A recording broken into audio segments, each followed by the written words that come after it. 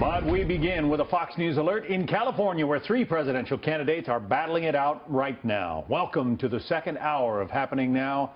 I'm John Scott. And I'm Heather Childers in for Jenna Lee. Thank you for joining us. Nice to be here. Hillary Clinton, Bernie Sanders, Donald Trump, all holding events today in the Golden State, which holds its primary on June 7th. And this is a live look at the Fresno Convention Center. That's where Trump supporters are awaiting the start of a rally at this hour. Hillary Clinton in Northern California holding a community discussion right now in Oakland. And Bernie Sanders scheduled to hold a rally in Los Angeles in the next hour. We have live Fox team coverage. James Rosen is covering the Democrats, but we begin with Chief Political Correspondent Carl Cameron in San Diego. Carl.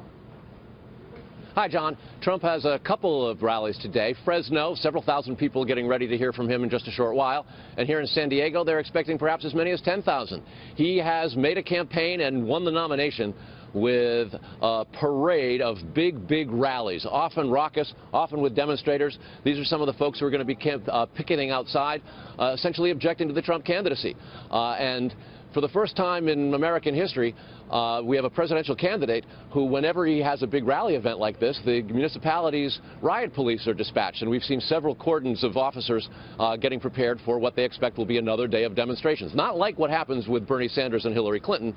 They have big rallies, but there isn't the need for the type of law enforcement that the Trump campaign has.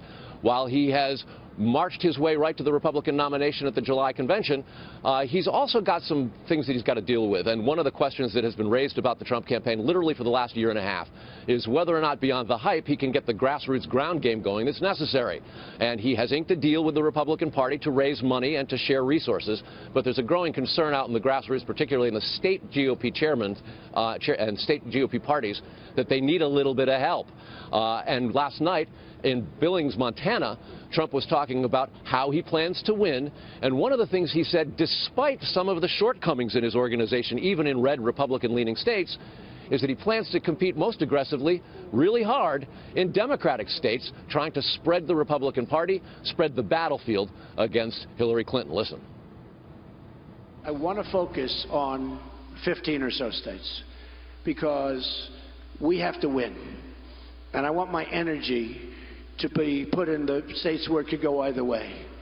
And we're going to play heavy as an example in California. Now, no other Republican would, they wouldn't even go to dinner in California. He's not only going to dinner and rallying, he's here to raise money.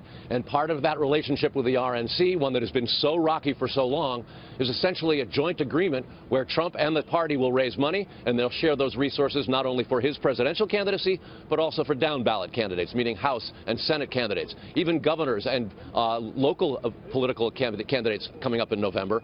All of them need help, and in many cases, they're a little bit worried about the Trump candidacy and whether it could hurt their chances.